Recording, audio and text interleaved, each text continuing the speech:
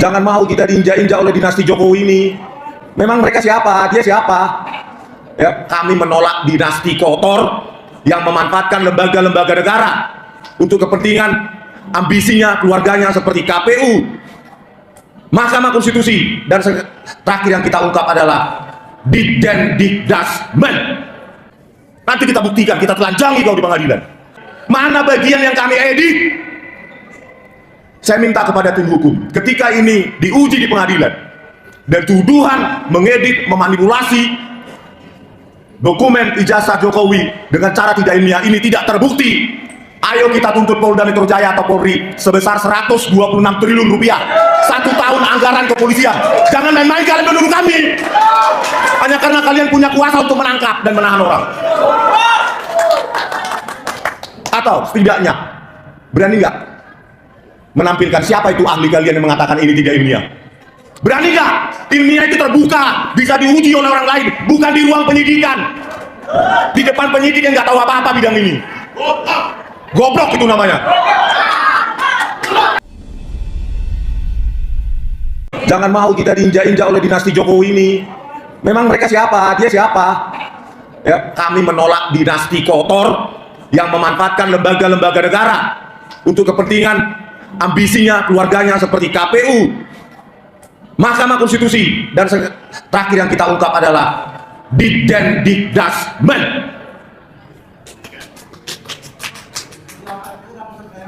Besok hari Kamis kami dituduh mengedit, memanipulasi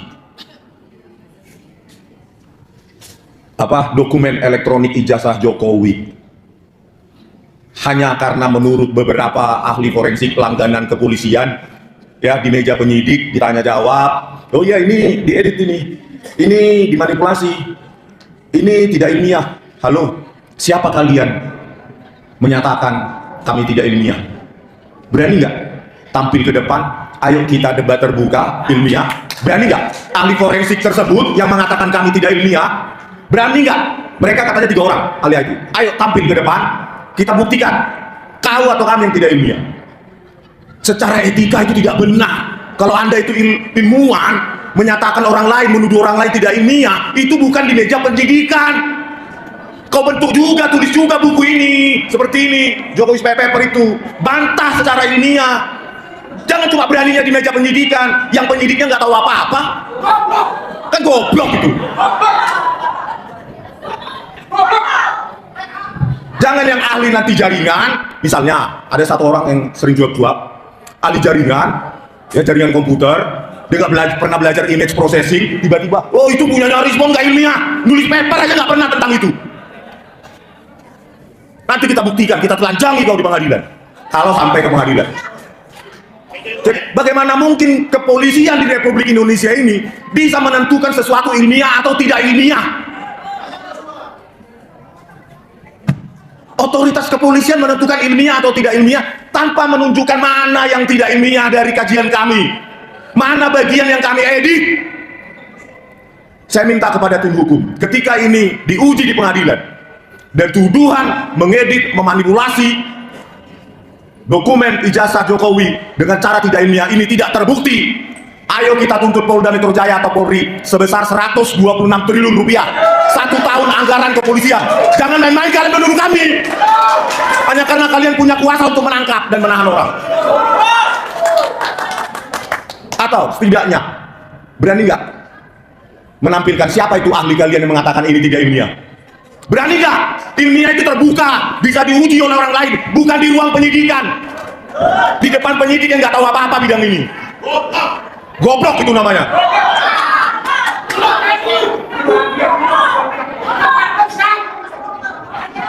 Kalau mengubah, ya, kalau mengubah itu dilakukan laboratorium komputer forensik Polri, otaknya Tito Karnavian, Krisnamurti, Muhammad Nur Al-Azhar, itu mengubah pakai software gratisan, video tajam jadi video kabur, itu nggak mereka tangkap.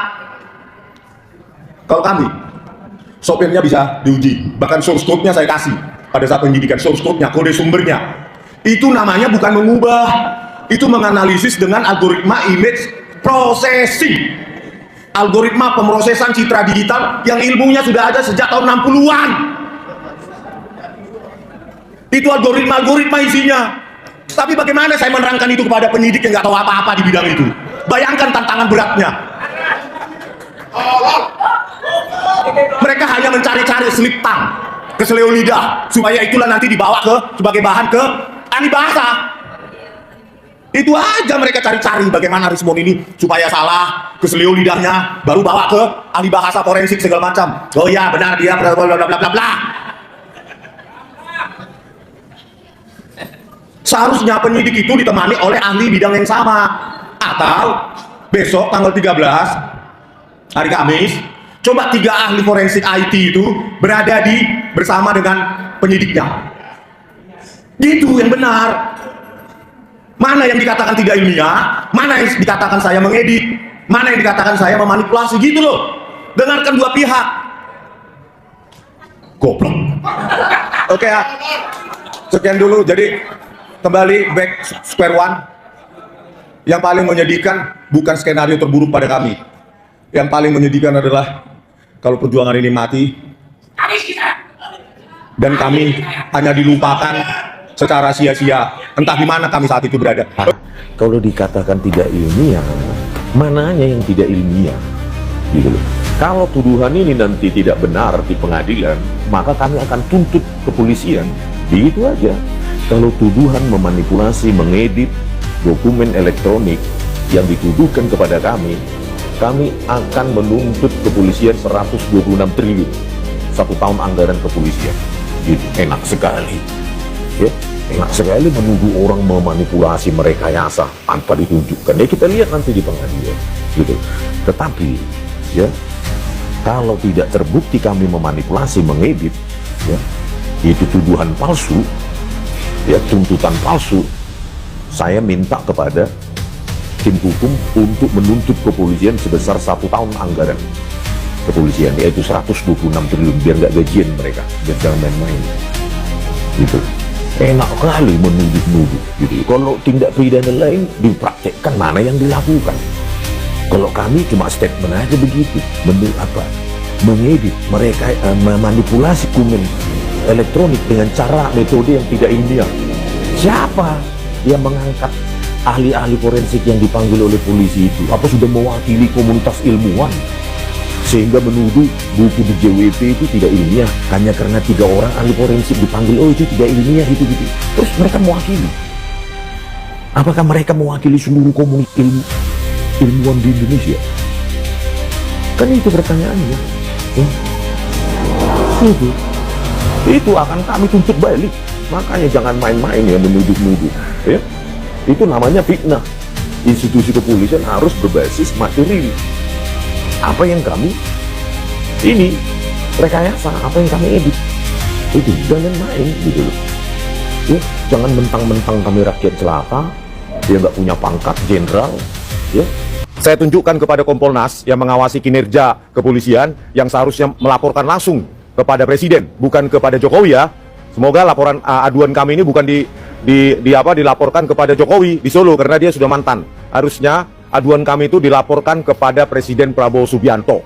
Bahwa saya tunjukkan tadi, ya, laboratorium forensik Bareskrim Polri itu laboratorium tidak punya harga diri, suka memanipulasi, rusak, kotor, ya, karena hasilnya berdasarkan pesanan. Salah satu kasus dari sekian banyak, salah 3 kasus Vina Cirebon, kasus KM50, kasus Jessica Wongso terutama, ya. Polisi setannya siapa? Yaitu Tito Karnavian. Berikut polisi setan lainnya siapa? Krisnamurti yang sekarang menjabat Dirtipidum, Kadip Pintar. Terus sekarang polisi setan lainnya, kepala laboratorium komputer forensik itu Muhammad Nualasar. Ya, kasus Jessica, pangkatnya masih AKBP. Sekarang sudah Brigjen. Itu loh, polisi setan kok malah kita bayar pakai uang pajak. Harusnya kan Pak Prabowo Subianto ketiga polisi setan itu ya di Nusa Kambangan. Gitu loh. Ya. Makanya kami meminta kepada Kompolnas untuk mendukung atau mendorong diadakannya RDP, rapat dengar pendapat, supaya kita bongkar ini bobroknya laboratorium forensik Bareskrim Polri. Sembari kita berikan usulan agar laboratorium forensik itu tidak dibawa di dalam struktur kepolisian. Dia harus di luar, dia harus independen, supaya hasilnya tidak diatur-atur sesuai dengan keinginan para jenderal-jenderalnya. Ya, karena apa? Penegakan hukum di Indonesia dimulai dari hulu, yaitu apa? Kepolisian. hulunya kepolisian lagi, hulu dari hulu adalah laboratorium forensik. Bayangkan, kalau hasil laboratorium forensik yang sudah dimanipulasi, dipakai oleh jaksa dalam penuntutan, dipakai oleh hakim dalam pertimbangan keputusannya, mau jadi apa Indonesia ini? Ya, pantas saja menurut Indeks Mundi, kepolisian Indonesia menjadi kepolisian terkotor, terkorup se-Asia Tenggara. Kalau menurut saya pribadi, kepolisian Indonesia adalah kepolisian terkotor, terkorup sedunia. Memanas, Resmond Sianipar setelah ditetapkan sebagai tersangka. Ngamuk-ngamuk ya ini ya, ngamuk karena dituduh mengedit ijazah Jokowi ya. Jadi pasal tersebut diterapkan saat Resmond Sianipar dan kawan-kawan ditetapkan sebagai tersangka ya. Jadi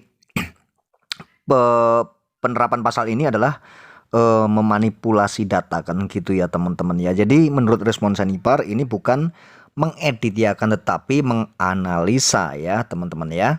Tetapi anehnya ini pasal ini banyak sekali yang diterapkan ke tersangka Resmond Sianipar dan kawan-kawan. Ini banyak sekali pasal-pasal yang menurut kuasa hukumnya ini pasal-pasal selundupan, yang tentunya sebenarnya ini tidak boleh karena ini hanya untuk memberatkan Resmond Sianipar dan kawan-kawan, dan pasal ini sengaja diselundupkan kata penasihat hukumnya ya, dan ini hanya pasal-pasal untuk menahan ya gitu ya, untuk agar bisa menahan katanya seperti itu ya. Nah tentunya kayak Resmond Sianipar juga ini tentunya tidak terima karena dituduh mengedit ya, mengedit bagian-bagian ijazah Pak Jokowi kan, tentunya seperti itu ya. Padahal kita semua tahu ya, kalau kita lihat tidak ada yang diedit oleh Resmond Sianipar, yang ditampilkan ya tetap seperti itu saja. Akan tetapi jika ada perubahan itu kan bagian analisa, akan tetapi tetap yang aslinya yang didapatkan ya tetap itu kan gitu ya. Dan Resmond Sianipar berencana jika ini tidak terbukti, Resmond Sianipar akan menuntut 126 triliun pada Polda Metro Jaya katanya seperti itu ya, karena dituduh mengedit padahal Resmond Sianipar tidak mengedit ya. Jadi akan menuntut ya ganti rugi ya, ini ya menuntut perdata ya, tentunya seperti itu ya, karena dituduh kan gitu sebesar 126 triliun. Tentunya ini sangat menarik sekali ya. Ini nanti jika benar-benar kasus ini naik ke persidangan dan Resmond Sianipar jadi tersangka ini terus naik ke P21, tentunya persidangan ini sangat akan menarik sekali ya teman-teman ya. Jadi tentunya ini benar-benar berita atau informasi yang sangat fenomenal ya, kejadian-kejadian yang sangat fenomenal, karena memang kita ketahui juga bahwa kasus atau isu dugaan ijazah palsu Pak Jokowi ini sudah memakan waktu berbulan-bulan, bahkan dari tahun berapa ya sebelum Resmond Sianipar ini sudah ada, yaitu Bambang Tri dan Gus Nur yang sudah jadi terpidana ya, dan akhirnya sudah bebas. Itu pun sudah bertahun-tahun tentunya seperti itu. Akan tetapi yang benar-benar ramai, benar-benar meledak viral ya beberapa bulan ini ya, dari bulan April ya, Maret April ini sudah memang sangat gencar sekali ya mengenai tentang ijazah ini ya. Ini tentunya sangat menarik perhatian masyarakat dan menarik perhatian publik ya. Jika memang benar hal ini adalah politik ya, politiknya Pak Jokowi ya, sebenarnya ini memang bisa diselesaikan dengan mudah ya, tinggal menunjukkan ijazahnya saja kan. Tapi tidak tahu kalau ini bagian politik Pak Jokowi sengaja tidak menunjukkan ijazahnya gitu kan, karena untuk mendongkrak popularitas Pak Jokowi ya, juga bisa jadi seperti itu ya. Jika kita amati ya dan kita analisa, sebenarnya ya sangat mudah sekali untuk menunjukkan ijazah dan tidak harus dengan susah payah menghamburkan uang, mengeluarkan tenaga, dan tidak harus memenjarakan rakyat, dan tidak harus kegaduhan ini terus berlangsung di media sosial kan, seperti itu ya. Terjadi banyak sekali kegaduhan di media sosial ya karena Pak Jokowi sendiri tidak menunjukkan ijazahnya, padahal hal ini harusnya sudah selesai dengan simpel dan sangat mudah sekali jika Pak Jokowi menunjukkan ijazahnya. Akan tetapi tidak kunjung ditunjukkan ijazahnya, padahal ini adalah hal yang sangat sepele jika memang Jokowi ini adalah negarawan, tentunya ingin rakyatnya damai dan tidak harus menghabiskan pikiran waktu dan tidak harus terjadi suatu kegaduhan-kegaduhan di media sosial yang sangat luar biasa tentunya ya. Ini memang sangat luar biasa dalam kasus ijazah palsu ini, hingga memakan waktu. Bahkan jika nanti respondensi Nipar ini benar-benar jadi tersangka dan naik ke persidangan dan divonis, tentunya ini akan memakan korban anak bangsa dan rakyat yang tentunya dijolimi.